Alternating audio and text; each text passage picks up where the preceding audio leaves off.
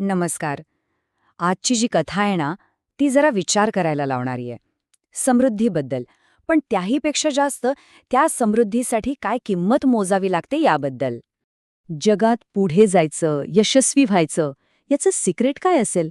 हा प्रश्न खरं तर आपल्या सगळ्यांनाच कधी ना कधी पडतो, नाही का? की नक्की काय करावं लागतं यश मिळवण्यासाठी? याचं एक उत्तर जे आश्चर्य वाटेल असं आधुनिक आहे, ते एका प्राचीन बौद्ध कथेत दडलेलं आहे.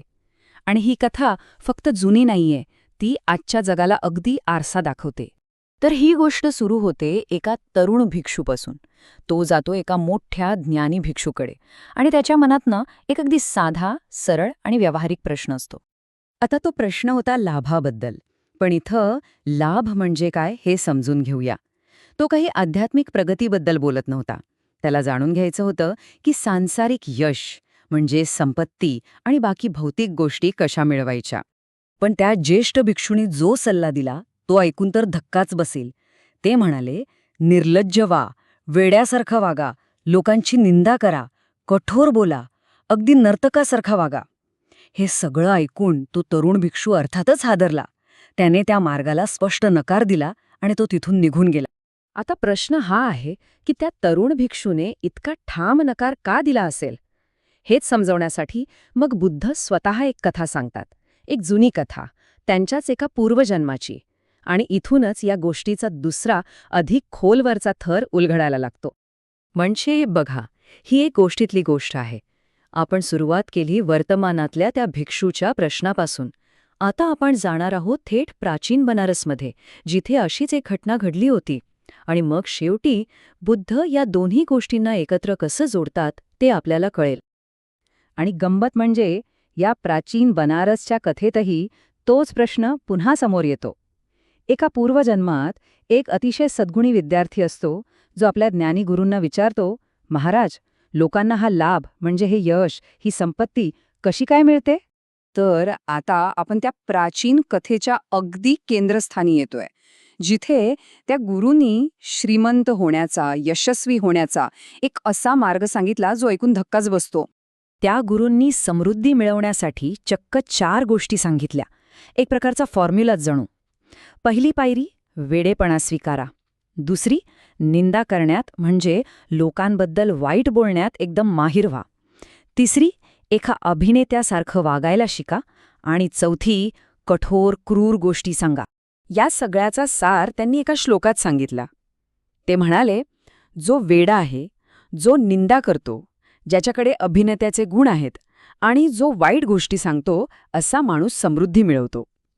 खरंच किती निराशाजनक सल्ला आहे हा.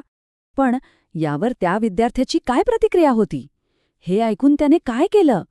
आणि इथेच ह्या कथेला एक जबरदस्त नैतिक वळण मिळतं. कारण तो विद्यार्थी हा धक्कादायक सल्ला सरळ सरळ धुळकावून लावतो.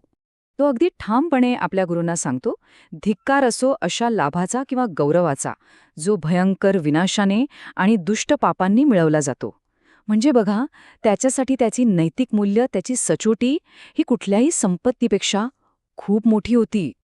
तो इतक्यावरच थांबत नाही. तो म्हणतो, मी हातात भिक्षापात्र घेऊन घरदार सोडून जगेन, पण अशा दुष्टतेने आणि लोभाने भरलेल्या आयुष्यात कधीच जगणार नाही. केवढा मोठा निर्णय! त्याने समृद्धी नाकारून सचोटीचा मार्ग निवडला. आणि इथेच आपल्याला कथेचं सार मिळतं.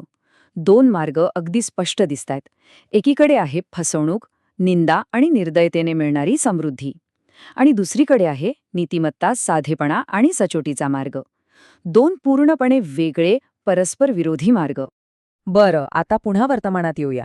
बुद्ध आता या दोन्ही कथांना एकत्र जोडणार आहेत आणि या जातक कथेमागचा खरा अर्थ उलगडून सांगणार आहेत. आणि मग बुद्ध ते रहस्य उलगडतात. ते सांगतात की ज्या तरुण भिक्षूने आज हा चुकीचा सल्ला नाकारला, तो दुसरा तिसरा कोणी नसून पूर्वजन्मातला तोच सद्गुणी विद्यार्थी होता. म्हणजे त्याची सचोटी, त्याची मूल्य जन्मोजन्मी त्याच्यासोबत होती. पण ह्या कथेतला सगळ्यात मोठा ट्विस्ट अजून बाकी आहे. बुद्ध सांगतात की त्या पूर्वजन्मात ज्या गुरूंनी तो धक्कादायक सल्ला दिला होता, ते गुरु म्हणजे दुसरे कोणी नसून स्वतः बुद्ध होते. ते फक्त त्या विद्यार्थ्याची परीक्षा घेत होते की तो लोभाला बळी पडतो की आपल्या मूल्यांवर ठाम राहतो. तर ही प्राचीन कथा वैयक्तिक सचोटी, आणि सांसारिक लाभ यांच्यातला संघर्ष दाखवते.